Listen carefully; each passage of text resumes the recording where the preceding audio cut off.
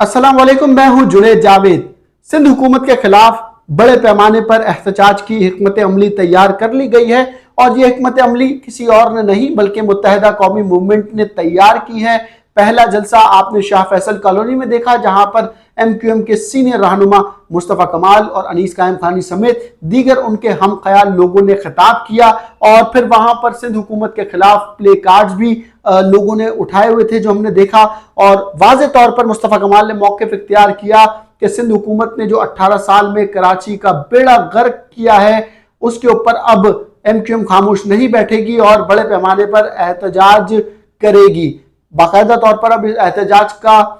जो दायरा कार है वो वसी होने जा रहा है। इस वक्त खबर यह है कि MQM ने अपनी मुशावरती कमेटी से मुशावरत मुकम्मल कर ली है और इस मामले पर MQM के तमाम जो धड़े हैं वो एक पेज पर हैं कि सिंध हुकूमत के खिलाफ एहतजाज होना चाहिए और सिंध हुकूमत के खिलाफ सड़कों पर आना चाहिए, क्योंकि ऐवानों में MQM की कोई सुन नहीं रहा है और MQM जो ग्रीवेंसेस अपने आगे बताती है तो इनको सिर्फ और सिर्फ लॉलीपॉप पकड़ा दिया जाता है। पहले फेज में बताया जा रहा है कि 30 एहतजाज होंगे, यानी 30 मुकामात पर एहतजाज होंगे और ये 30 मुकामात पर जो एहतजाज है ये एक ही दिन में नहीं होंगे बल्कि वक्तन फवक्तन होंगे और जब ये 30 एहतजाज मुकम्मल हो जाएंगे तब MQM की जानिब से एक बड़ा ऐलान किया जाएगा और वो बड़ा ऐलान ये होगा कि MQM बिलावल हाउस या फिर CM हाउस का भी जो है वो रास्ता अख्तियार कर सकती है, वहां पर भी जा सकती है और वहां पर भी अपने कारकुनान के साथ धरने पर बैठ सकती है। इस वक्त क्योंकि बिलावल हाउस और CM हाउस पर धरना दिए जाने के मामले पर MQM में सोच विचार चल रहा है और किसी हद तक फैसला भी हो चुका है कि ये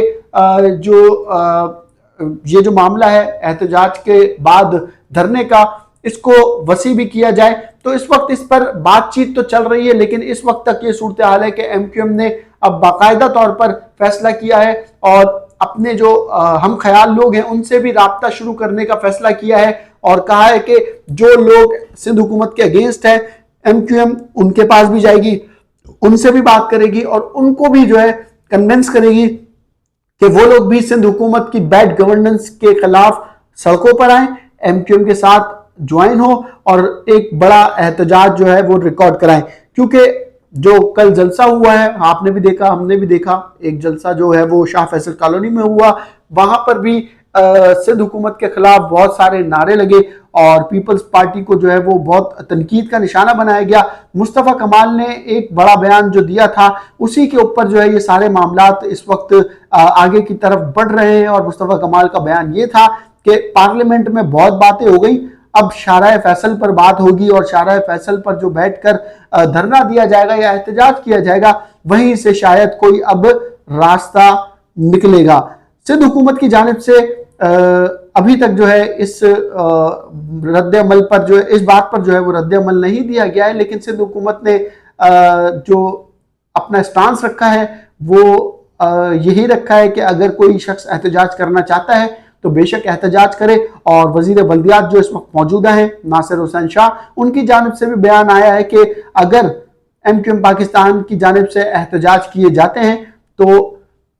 पाकिस्तान पीपल्स पार्टी नासिर हुसैन शाह MQM के कारकुनों को ठंडा पानी जरूर भिजवाएंगे। देखते हैं ये मामला कहां तक बैठता है। MQM अपना यह एहतजाज जारी रख सकती है या फिर कहीं बीच से कट ऑफ हो जाती है, ये तो आने वाले वक्त ही बताएगा। अभी तो सिर्फ एक ही एहतजाज हुआ है। आप लोग क्या समझते हैं कि एहतजाज होना चाहिए, MQM को सड़कों पर आना चाहिए या नहीं आना चाहिए, और अगर आना चाहिए तो किस तरीके से आना चाहिए, पीपल्स पार्टी के खिलाफ या सिंध हुकूमत के खिलाफ जो MQM ने अपना मौकिफ बना रखा है उस पर आप लोग अपनी क्या राय रखते हैं? कमेंट का सेक्शन मैंने हमेशा से खुला छोड़ा है, बिल्कुल अपनी राय दीजिएगा। जुनैद जावेद को इजाजत दीजिएगा। अल्लाह ने के बाद।